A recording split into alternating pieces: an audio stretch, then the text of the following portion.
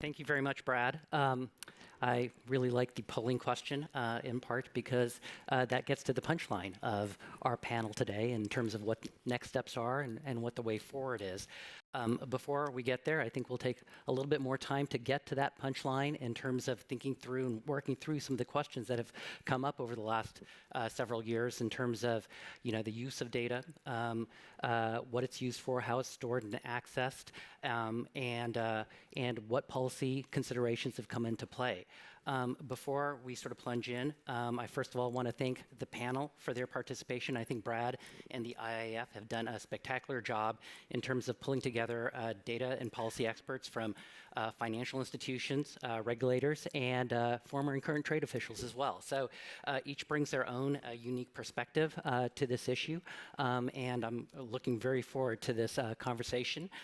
I'll make a few very brief remarks at the top. I'll kick off the panel with a few quick questions, and then I hope to receive questions from all of you because hopefully we can have a little bit of an interactive discussion so that we can incorporate your viewpoints and questions into the conversation.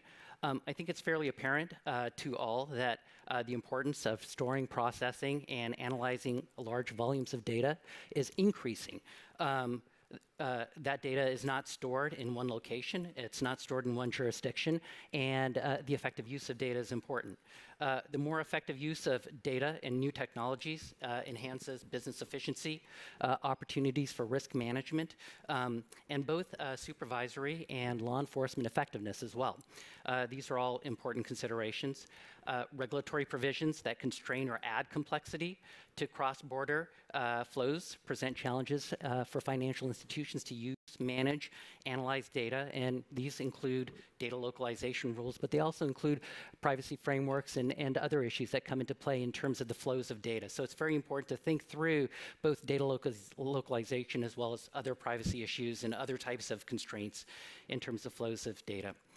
At last year's Singapore FinTech Festival, the managing director for the Monetary Authority of Singapore, Ravi Menon, said, I thought quite nicely, we need more data connectivity and less data localization. Data localization measures are on the rise around the world.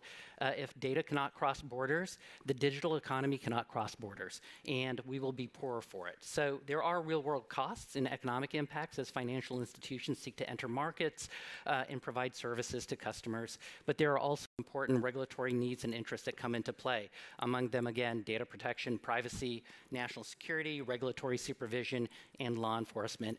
And there are also economic and protectionist dimensions to data localization as well. So there's a suite of issues that are boxed into it. I think I have 5 sort of ambitions for this panel, and I'll launch into questions in 2 seconds.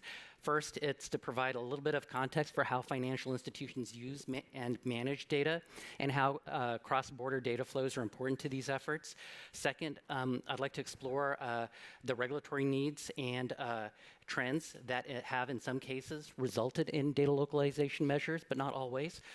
Third, I'd like to explore the policy environment and responses, including how regulators are seeking to advance and manage cross-border data flows against the regulatory needs and the use of trade agreements, as the poll showed. Fourth, I'd like to consider how financial institutions are navigating the landscape as data restrictions evolve, and there are a number of different responses in terms of how data is used and managed and stored. And finally, I'd just like to talk through next steps in the ongoing and evolving discussion on data localization. So I'll stop there and just launch into questions. First, I guess I'd like to explore a couple of questions. First, how financial institutions actually store and access data and how cross-border flows of data are important to that effort. And second, how cross-border data flows and management are important to advance regulatory, customer, or risk management needs. I think the goal is just to understand a little bit more the costs and the benefits of data storage and data flows. I'd ask each of the panelists, as they first answer questions for the initial time, just to introduce themselves, and I'll provide just a little bit of background in terms of what their roles and portfolios are, just to provide context to the crowd. And first, I'd like to start with Rakshit Kapoor, who's the Group Chief Data Officer for HSBC. If you could just start at a relatively basic level in terms of providing just a quick primer in terms of how financial institutions store, present, protect, and provide access to data, and some of the purposes for which data aggregation or data uses are performed for. Thank you so much. I said there's 4 motivating factors for us, and start with number 1, which is the most important. We put the customers in the heart of everything we do. Most of the customer base for us really are international customers who have accounts across multiple countries. They're expats or international customers, live in 3 years in Singapore, they move on to 3 years in London, and then back to Hong Kong. And for them, a familiar bank or brand is HSBC. So we have to give them the appropriate customer experience they expect from us around account opening process, being able to move money around cross-border, as well as making sure they can access their accounts at any point in time as well. That's number 1. Number 2 also is our commercial customer base. We are the number 1 bank in trade financing as well. Again, a lot of cross-border data sharing. As the trade flows through multiple countries, we have to share the data associated with them so that they can understand how the trade and the shipment is proceeding forward as well. The second motivating factor for us really is around the risk aggregation and risk analysis aspect of it. So whether it's financial crime, anti-money laundering, you are also wanting to look at liquidity reporting and stress testing reporting requirements that the regulators have. We need to have an ability to get data from all the countries we have, bring into a central location where we could actually look at machine learning and AI capabilities and understands where fraud is occurring and notify customers about it. At the same time, notify the regulators on a timely fashion on our liquidity positions as well. Third motivating factor for us really is around our business operating model. If you have to really look at economies of scale, we are strategically located in big data centers in key locations where our biggest customer base exists. So Hong Kong, London, US, and a few others spread across the globe. We have concentration of data centers. And also the global support model in back office and operations are in higher concentration in India and China as well. So in support of those capabilities, we have to start sharing data and bring data into those big data centers and give ability for the service providers to process that as well. And then last but not the least really is around what you mentioned, which is really part of my core job, is around making sure the data strategy is consistent across the bank.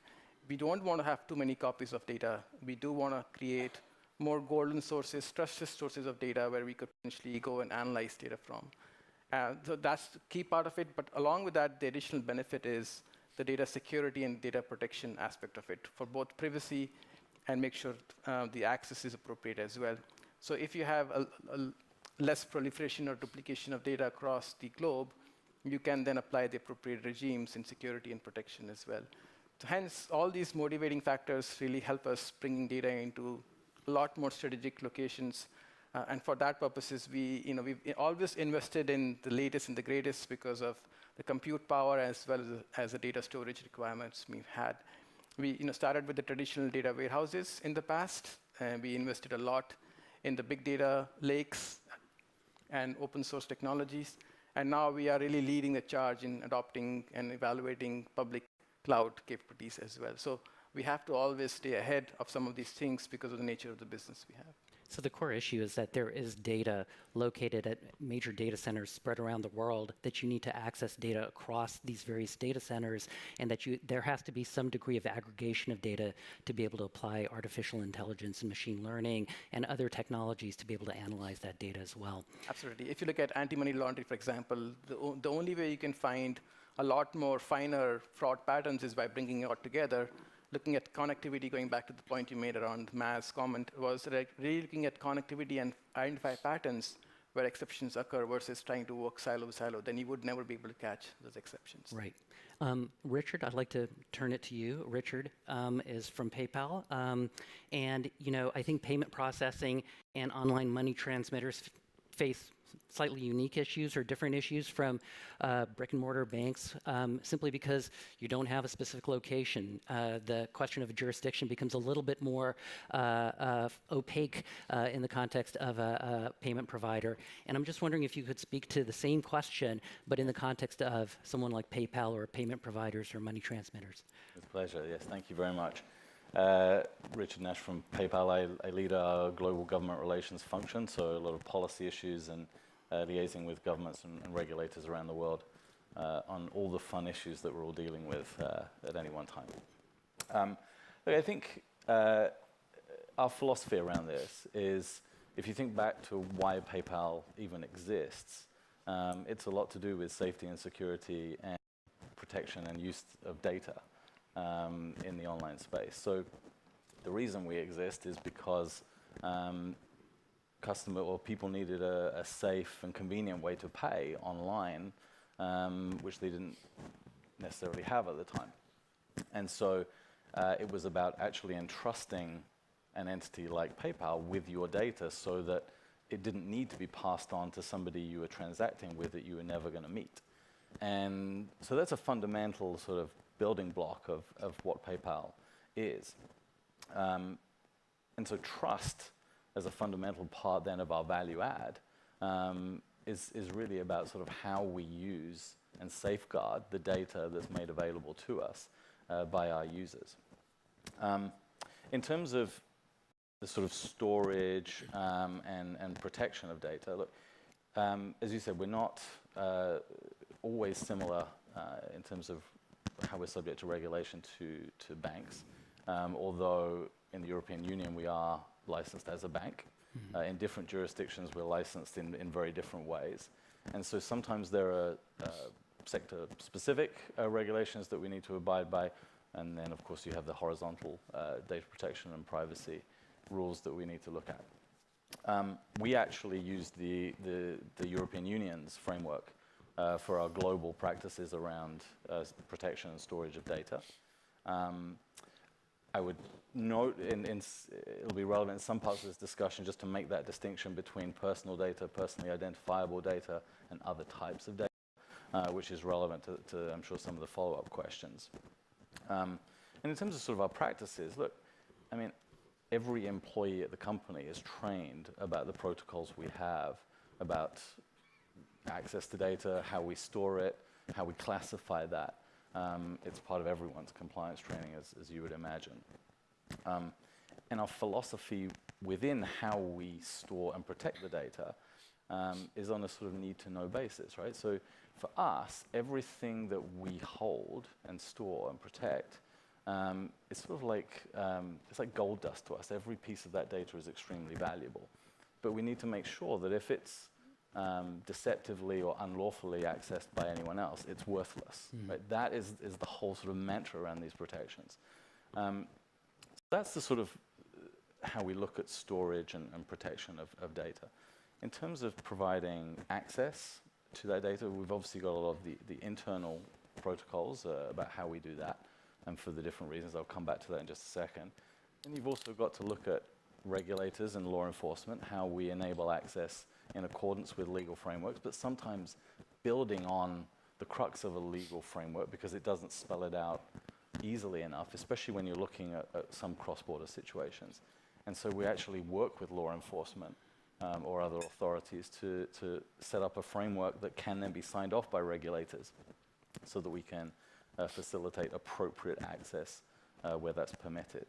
And I think then looking at sort of some of our internal uses, Rakshit already talked about some things which are similar for us, but two things stick out. One, a huge or a significant percentage of the transactions that we facilitate today are cross-border transactions. And so there's just a natural need to move certain data to be able to do what we do.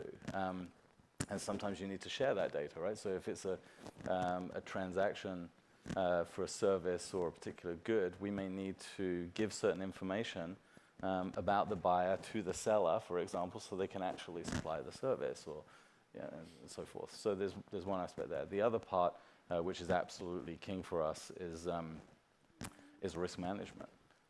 It's about how we pool data from around the world to spot trends on that are anti-fraud, anti-money laundering, counter-terrorist financing, and so on and so forth. Not just always to protect users, but also to enable them. So how do you continue to pull that data to spot trends of legitimate use, so you're not you don't have too many false positives and get too protection. So those are sort of some flavors of what we do. And that's actually a really good point.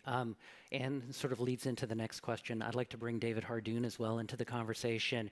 And this is sort of a question for all three of you, which is essentially, Rakshit spoke to one very specific real world circumstance in terms of constraints on sharing of data for risk management purposes in the context of AML. Are there others where there have been either economic impacts or resulting exits from market or limitations in terms of the types of services that are provided that result from, privacy restrictions or data localization restrictions that you might be able to point to or think about in terms of where there are real world economic impacts in terms of those types of restrictions? I can tell that we talked a lot about financial inclusion the last 2 days. I think it's also about innovation inclusion as well. So some of the countries where you are going to protect some of these things by driving data localization, you potentially might not have a lot of the cloud-only capabilities or cloud-first fintechs who would go to those countries because of the restrictions they have. So I haven't heard anything from our point of view or any other banks or any other financial institutions where they have exited purely based on data localization constraints. But it prevents a lot of the startups and fintechs potentially for delaying going into those countries because of those reasons as well. And if the cost of doing business in these countries continues to go up because of data localization challenges, I mentioned the economies of scale, then we'll have to think very hard and say, does it really make sense for us to continue to do business in those markets? Right. Thank you.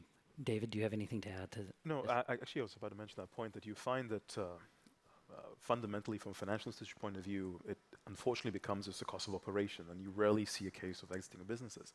But it's really a case of looking at it as an entire ecosystem, and it is not just the operation. And in fact, I don't even think about, because you mentioned earlier data sharing, I don't even look at this as data sharing because it's the same financial institution. Mm-hmm. It's about connectivity, and that's actually why the term that we constantly kind of anchor around.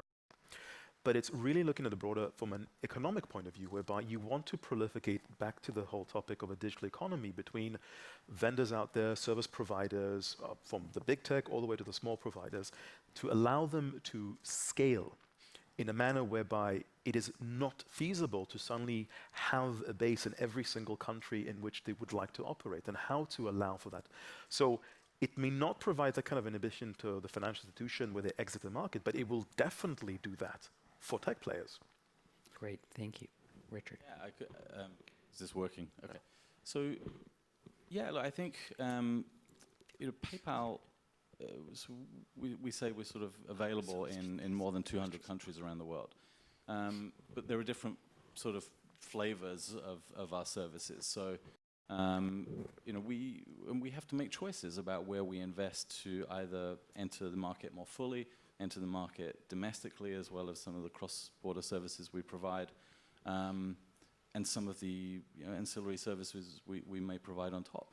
And I can assure you, we've absolutely made investment decisions on the basis of either concrete localization requirements or the likelihood that they may exist within a reasonable time frame. And so it's definitely out there. There's, unfortunately, there's one place where we did have to withdraw.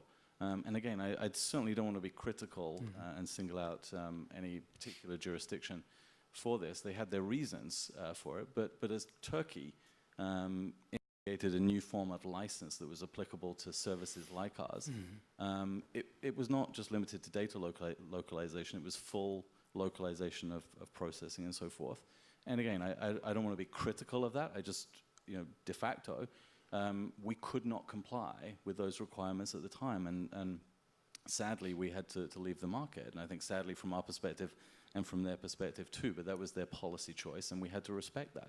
So it is a real issue. that is driving investment decisions for companies like ours, necessarily so, I think. Right. Well, thank you for that. And that leads to sort of a pivot point in terms of the next part of the conversation, which is essentially just to move on to the policy environment, both in terms of discussing constraints and the motivation for some of the constraints on cross-border transfers of financial data and some of the policy responses. I'd like to now also bring in Barbara Weisel and Daniel Behar into the conversation in terms of sort of speaking based on some of the experiences that you've had in talking to both regulators at various countries in terms of negotiations and trade negotiations that you've done, in terms of what are some of the regulatory needs that you've heard that have led regulators to deploy data localization requirements or that add complexity to data transfers as well. And what have countries sort of articulated as motivations for it, and how have those played out in terms of negotiations? I guess I'll start. I'm no longer a trade negotiator, and Daniel is, so I can speak more freely.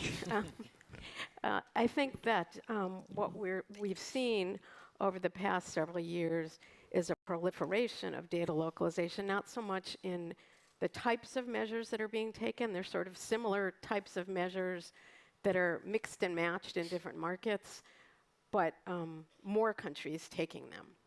And I think that there have been a range of justifications that you hear.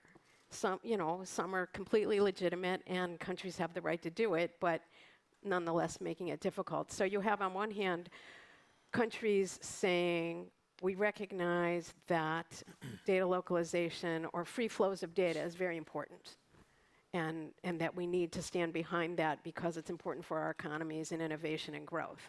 And on the other hand, there's a series of measures that they put in place using lots of justifications. So you have regulatory supervision and law enforcement, completely legitimate reason why countries would want to do that, and that you have money laundering, you have all kinds of reasons why countries feel like, okay, we need to have the data here because of that reason.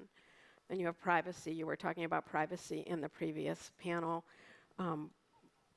Countries feeling that they're unable to ensure privacy for all the reasons that they might want to, and therefore they have to set up a system that ensures privacy, which may require data localization.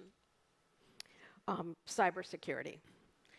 There's a lot of debate among companies about this issue and whether or not data localization is enhancing privacy. I think having spent time with companies that deal with this issue, most feel that data localization actually undermines cybersecurity, does not help enhance it, but many governments nonetheless feel that they need to implement localization policies because they feel like if the data is local, we have greater control. There are some governments that point to revenue reasons, that there is tax evasion, and if they can localize, they can control the flows better and make sure that they're not losing out on any of the revenue. You also hear governments talk about industrial policy, which I kind of call protectionism, but it's not really fair because some governments think, okay, we need to localize data because it's the only way that we're going to be able to support the development of certain types of industries and certain types of innovation, and therefore we'll set up a system that brings that data back to the country and allows us to control it and use it for our purposes. You have national security, which is sort of a broader sense of what some governments have said in terms of cybersecurity, actual national security, which some would say political control, but governments see it as we need to be able to control what's happening online and what data is flowing in order for us to be sure that we can manage our national security interests. And then I think you have two other things that I've noted over time. And one is governments that don't really have a policy justification per se. Not all of these different reasons are kind of out there, but they're watching the rest of the world start to regulate, and they're not. And they feel really uncomfortable about the fact that they can't explain to their public why they're not doing what everybody else is doing. Mm-hmm. So you're seeing, I think, the proliferation of not very well thought through policies by governments who are doing that, just kind of grabbing what they're seeing from other governments. And lastly, something that I think many of you may have seen is the recommendations by certain international financial institutions that governments localize data in order to promote economic development. And again, this is something that I think has been a source of some consternation among some companies that have seen this, but is something that has definitely been in some circles where recommendations are being made, especially to developing countries. And are most of the localization measures just done at the national level? Are there subunits of government that are putting into place localization measures that even fragment within a country the ability to transfer data? I mean, certainly some countries have it at the subnational level. We do in the US. Right. So I think it is definitely something that is beyond the national level. Right. As we see this trend towards, I guess there's a jumping on the bandwagon element to some of these data localization measures. Singapore's taken a very different approach in terms of trying to figure out how to facilitate and move the data forward and to provide the ability to transfer data cross-border. And David, maybe you can share sort of some of the thinking en masse and in Singapore on this. Well, I just wanted to also start off by saying that I think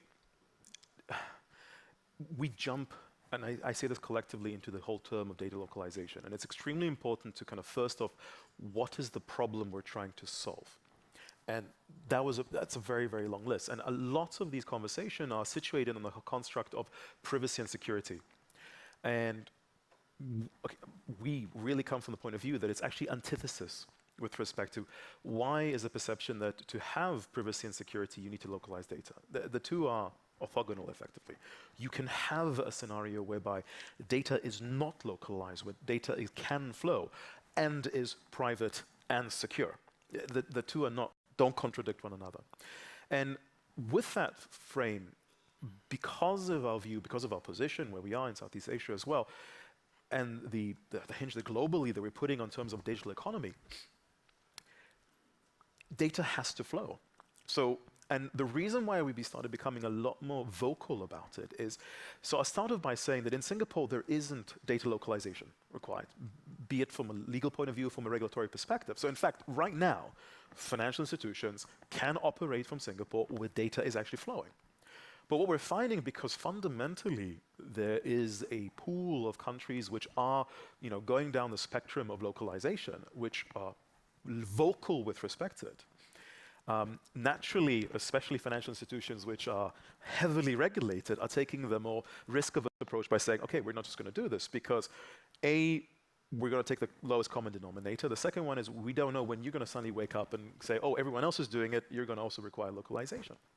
So realize we actually have to do something very strange as a regulator. And I really say that's strange because usually a regulator either says no or says it's for you to make that risk assessment. And we now have to be in a position where saying, there is no requirement for you to localize, you don't need to localize. And to go out there and proliferate that we can go solve, or at least make an attempt to solve the various concerns that are very legitimate, from trade requirements, security, privacy, but allowing for the effectively the globalization of the economy. Allowing for the services that consumers want to have, and preventing a scenario whereby more and more and more countries will go down the path. And effectively, and the personal view that I have, is that just imagine a world when the vast majority of countries would have localization requirements.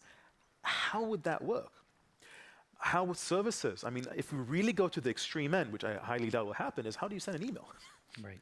I mean, it's really that case. I mean, if you have data localization, it can't go. So it's really about how do we go about addressing that particular aspect of it. So we're becoming very vocal about from the other end, saying we don't have localization requirements, and we should not, well, to a certain extent, not have them. And how do we make sure it is possible to attain those issues that are truly of concern? If it's about privacy, how do we address privacy? It's about security, let's address security. these are not about localization. Right, and that, go ahead, And I Rakshi. think that's a very valid point. I think in my observation, meeting a lot of the regulators across multiple countries that we operate in, I think the crucial point really is the data literacy and the language and the education to address their concerns in the language they understand is really key. Because cloud is a good example, as mentioned earlier. We're trying to adopt cloud, and there is a lot of hesitation and resistance. Some regulators saying, well, if you're going to have data in cloud, then I've lost control, then I've lost privacy issues, I've lost security issues then, right? So how do you make sure that you communicate in the language they understand to reassure them, saying, in fact, your data is more secure, more protected, you can trace it and access it anytime you want as well. So I think what David is saying is absolutely key for us to make sure we level the playing field around how the regulators, the banking industry, and the other financial institutes talk in the same language. Unfortunately, if we use a lot of the different terms, either inside the industry or outside the industry, we confuse the whole ecosystem, and it creates a ripple effect after that. If I just may very, very briefly add to that, and actually on that point of education, I think it's extremely critical and important about education because at least many conversations that I've been in, it's usually about the cost. Oh, if it's localization, it's going to cost us so much to do that. And unfortunately, it's not really one that kind of pulls the strings of the hearts. So in fact, it is, while yes, there's a cost element, and yes, we need to acknowledge that actually ultimately as consumers, that's one who actually bears the burden of it, but it's actually far more than that. Localization actually introduces risk, genuine risk into the system. From a calculation with respect to, like, if from a regulatory point of view, and I want to know the risk that's being exposed across consumers, if it's being calculated individually per country and then aggregated, that's not a true representation of underlying risk. Secondly, it's a human capital risk. Just as much as there is a scarcity of data scientists, there's a scarcity of cybersecurity experts. If you now have an n-fold number of cyber centers, you need an n-fold number of experts to make sure from a security point of view these are managed. Data governance on top of it. It's in fact a significant introduction of risk. And that's a very fair point. The conversation around education and speaking in the same languages is a very important sort of platform to ensure that everybody is sort of understanding the perspectives coming into play. You know, Daniel, do you have anything to add to this? One question I'd like to turn to is really, is that, again, the interests are across a number of different regulatory dimensions in terms of cybersecurity, privacy, industrial policy, et cetera. There has to also be a conversation within governments and across agencies in terms of sort of understanding the questions and impacts on financial institutions among the various regulators, and how part of it is facilitation of conversations between the regulators, between MAS and a privacy regulator in Singapore, the privacy regulators in the EU, and the financial regulators. How has that evolved? What can financial institutions do to sort of facilitate that conversation? And then what is happening in the national and international plane on that front? I'm happy to start and give coming from the U.S. Trade Representative's Office, to contextualize this set of questions in the trade negotiating context, but then to show how the conversation that we have in trade negotiations about digital trade and data flows and data localization is essentially another language for the same conversation that everyone's been having here. You know, in the last number of years, restrictions on data flows and data localization requirements have become one of the most significant and most common trade barriers that we see in foreign markets and that we have raised by companies, including in the financial services sector. And we, in terms of interagency cooperation, to be clear, USTR leads within the administration on the negotiation and bilateral discussions with regard to data and digital trade issues generally in the trade context. In the financial services context, we co-lead all those discussions with our friends and colleagues at the Treasury Department. And that's important, obviously from an expertise perspective, but also in terms of facilitating the necessary conversations within the government about what our approach should be and having the right language to talk to counterparts across the table. We, engage, the two most common ways in which in the trade world, we and Treasury in the FinServ context are engaging on these issues. On the one hand, there are bilateral and regional trade negotiations, but which I think we'll talk about in the course of the discussion, where we are proposing and seeking to negotiate rules that directly address these issues, but also try to strike a balance to ensure appropriate regulatory and other types of flexibility. We also, in almost every bilateral dialogue, particularly in certain dialogues with colleagues from certain regions of the world, these kinds of data localization requirements or data flow or data transfer restrictions are some of the top issues that we have to sit down with fellow trade ministries or fellow finance ministries and others and talk about and try to work through. Going back to the comments that Barbara and David were making, we hear in the trade negotiating context the same justifications for these types of requirements that our colleagues were outlining more generally. We hear privacy and cybersecurity and law enforcement and regulatory and supervisory oversight and industrial policy, which, as not coming from me, but coming from the very helpful IIF report that was issued in March of this year, can effectively be characterized as economic protectionism or efforts to privilege domestic actors in the IT sector. So, read the IIF report. So what does that mean when we hear those justifications, as everyone's been framing, what does that mean at the trade negotiating table context? What we try to do, I think very accurately, is have the conversation with our partners about why, in almost all cases, those types of policy objectives can be addressed without respect to limiting where data is located. And privacy is sort of the obvious, one of the most obvious examples. You can have conditions on how data is treated or protected without respect to its location. The financial services context is obviously one that is central to the discussion here.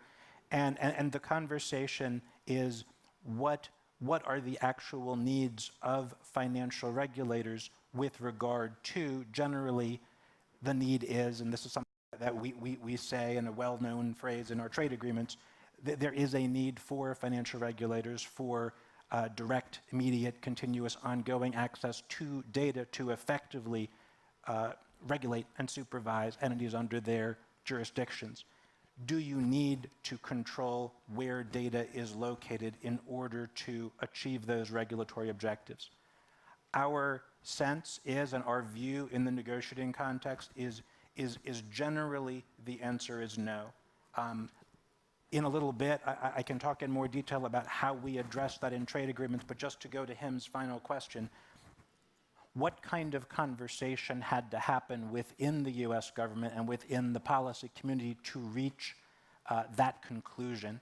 It's relatively recent in our negotiating context that we've included this type of data localization rule in the financial services sector in particular, because of the sensitivity and the complexity of getting the balance right and figuring out how do you structure a rule that addresses those regulatory needs but doesn't therefore bless data localization requirements. And we had a few years ago, beginning in the previous administration, a very significant, complicated conversation involving Treasury, USTR, the financial regulators, stakeholders with a lot of expertise to talk about how do you strike that balance and how do you address those legitimate regulatory needs without, again, giving carte blanche to localize. And ultimately, we can talk about how it looks in a treaty context, but ultimately what we concluded jointly was what we view as a very good balance, an approach that prohibits localization measures generally so long as those regulatory objectives for immediate, ongoing, continuous, direct access are met. And that kind of conversation about striking the right balance in the context of that asserted objective can play out as well in the context of privacy or law enforcement or cybersecurity, and that type of conversation hopefully can provide reassurance to trade negotiators or regulators on the other side of the table. So thank you for that. And, you know, I'd like to pivot to the trade agreements in 1 second, but you describe as sort of a very intense period of conversation between all the stakeholders, both within government and outside of government, where there is a trade agreement that is a focal point. Both David and Rakshit talked about a need for that conversation, but without the trade agreement overlay. Can you have a motivation for that intense conversation between all the stakeholders to result in an outcome where there isn't the pressure of a trade agreement to get it done, where it's sort of an open-ended conversation in terms of a dialogue between the various stakeholders or the regulatory interests, without something that would force an outcome or a result? And I'm just wondering if you actually need a trade agreement overlay, or whether or not there could be sort of an organic conversation that happens over time that could result in a similar sort of positive outcome. Well, I mean, to a certain extent, having the overlay provides the assurity and the affirmation from a legal point of view that this is for real. But absolutely, I mean, we all know how long it takes to negotiate trade agreements. Given the rate, I mean, just the pragmatism of how things accelerate when it comes to data, by the time you get a trade agreement done, I guarantee there'll be another 20 countries which have localized their data. So just, you know, being a math person, it doesn't add up. So we need to have both concurrently. We absolutely need to have both. We need to say that, look, while we want to drive towards that assurity, be it through new, old, existing, whichever ways that countries will find and leave to them, is we need to have these conversations, and we need to have sometimes difficult conversations, sometimes uncomfortable conversations because of the various aspects that they may have, but saying, well, how do we do the right thing ultimately for the organizations that operate within us, that we supervise, the consumer base, and addressing the fact that we are moving towards a much global world. And the key term that we constantly circle around when it comes to data is inclusion. I mean, how do you achieve inclusion when you've actually localized everything? I would actually echo the same as well. So if you look at what is data, it's basically electronic goods. Just like, so if you have a trading agreement of moving physical goods across boundaries, why wouldn't you use the same agreement to move electronic goods across boundaries as well, right? So I think data has been, unfortunately, kept separate than the trading, but they are very linked together. Like going back to my analogy, or the requirement that HSBC provides around the movement of trading goods across multiple countries, and HSBC's ability to provide transparency to the customers and suppliers as to where it is and how much risk is to the trade.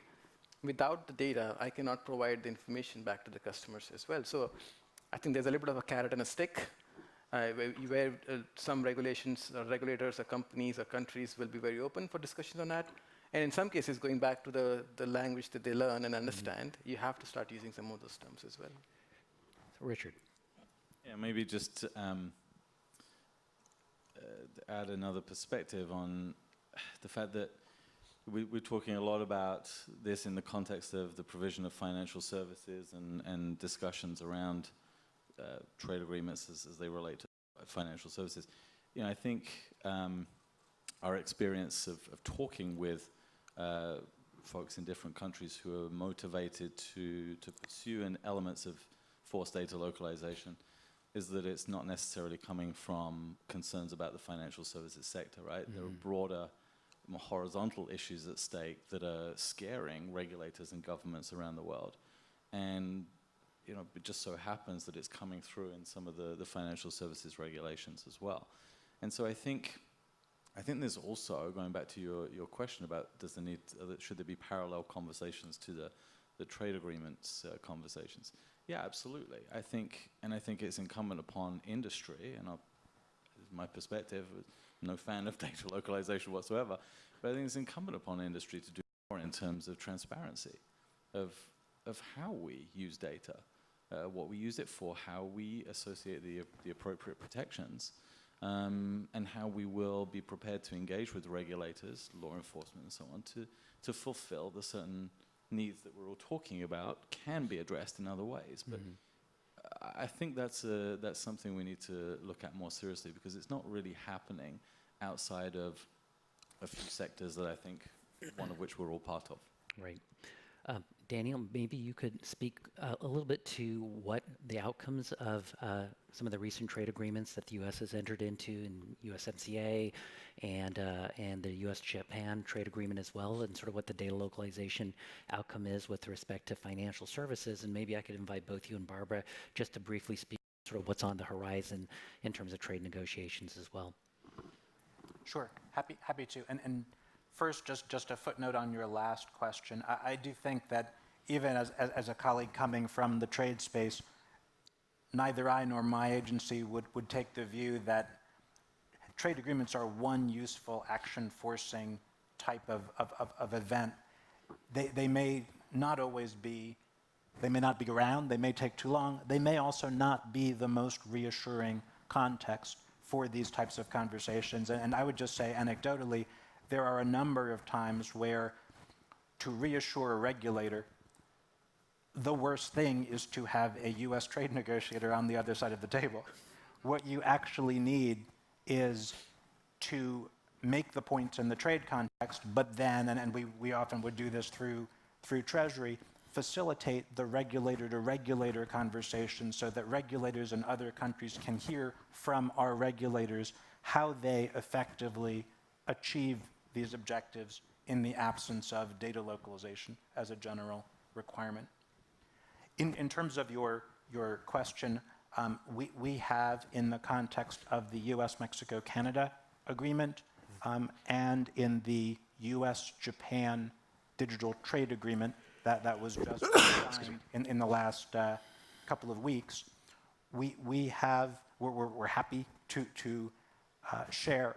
We have included strong rules on data flow and data localization issues in all sectors, including in the financial services sector.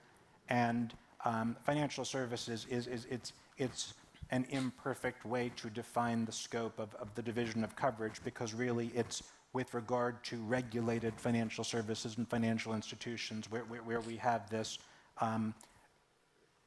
separate approach.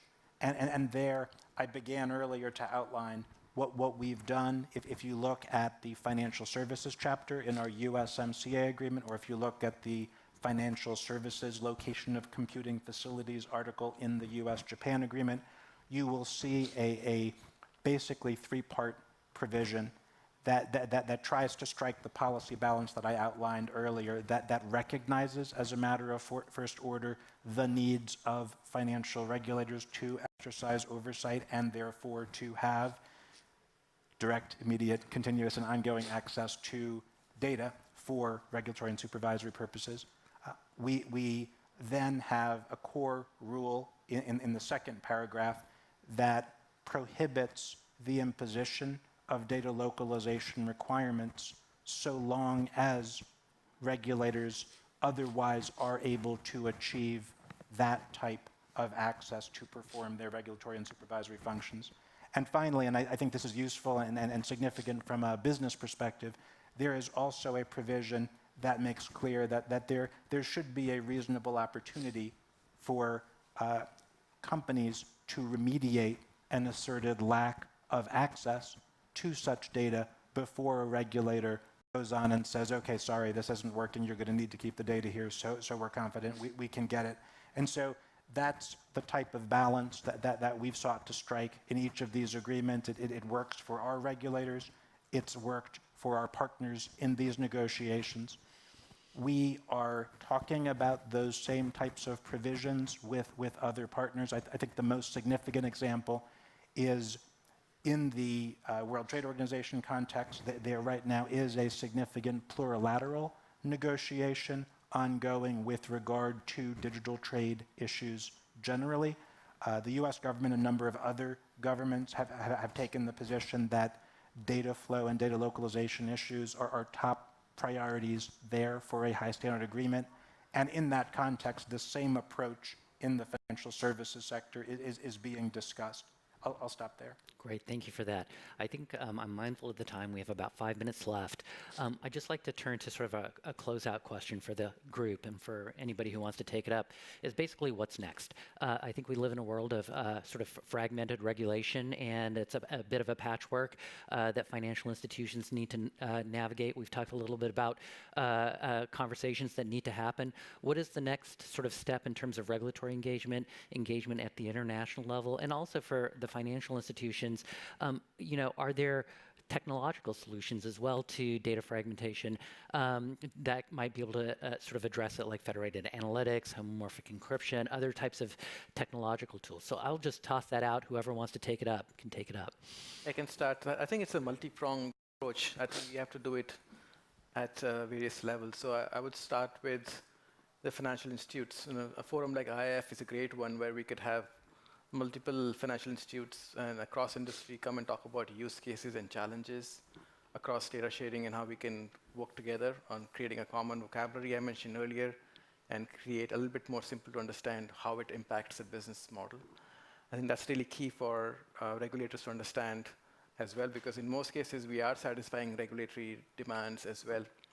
The second is what potentially MAS is doing, use the concept of the college where multiple regulators come in and talk about use cases of what more forward-thinking regulators are thinking about flowing of data and influencing others to adopt and embrace that is really key.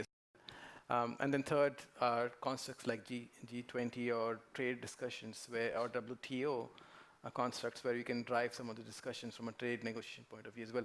I don't think there's not a single silver bullet. I think it really is going to be a little bit more coordinated effort across all these ecosystem components. Great. I'll just add to that briefly and I think there's an importance to really speak up about it, and from financial institutions or any institution really to raise the challenges and the issues on the table. And again, not just from a financial costs point of view, but the genuine attention with respect to the risks that it brings up. Because I've not yet met a supervisor when you tell them about the risk that's going to happen, they'll be like, oh no, they cannot ignore it. They will listen.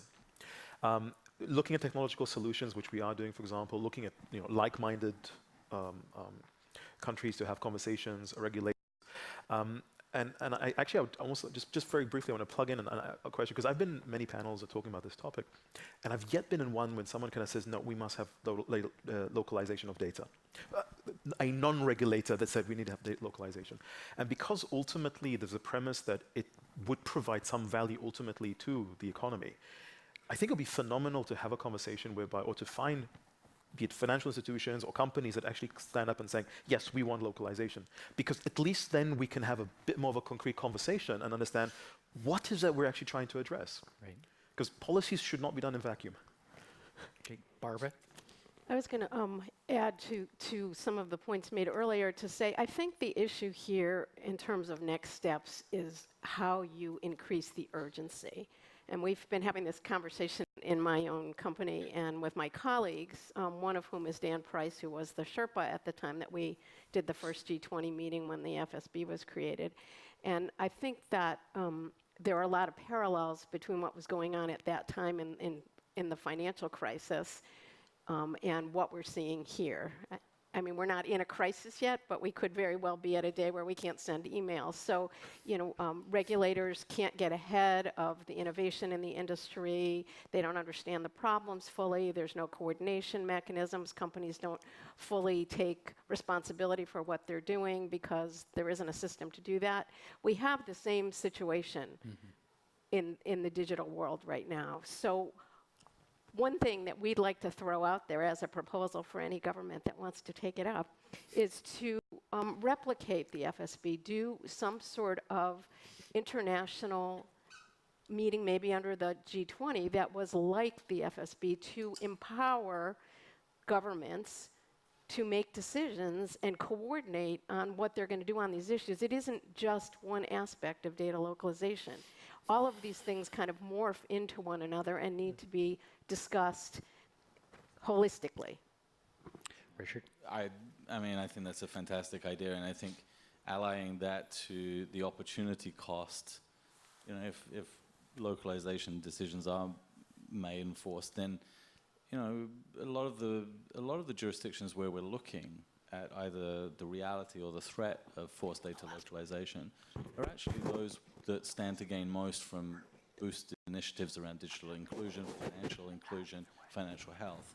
And they're jurisdictions that have huge economic programs to create the jobs that those countries need. And a lot of the repercussions of things like forced data localization are going to make it harder for new industries, for SMEs in those jurisdictions to be able to access global services and provide global services. So I think we have to find the right way to do that, because it can't be us, it can't just be sort of a bunch of American and Western European folks preaching on this. We've got to find the right way to structure it, but I really like your idea. Yeah. Great. Daniel, would you like the last word? Thank you, Him. I would just say I think I agree with many of the comments from colleagues on the panel. From the trade perspective, it's very clear that data localization and related restrictions will remain high priorities in the trade context. We as a government and many other governments, including Singapore and Australia and Japan, that are leading this initiative in the WTO, will be trying to exercise leadership to push forward these types of perspectives and rules and commitments. But I think the challenges that colleagues highlighted about whether rules negotiation can keep up with domestic measures being imposed and with changes in the digital economy and technology are very legitimate questions that we, within the U.S. administration and other governments, I'm sure will have to continue to struggle with. Great. Thank you. Thanks to all the participants for their participation. I think it was a great panel, and thank you.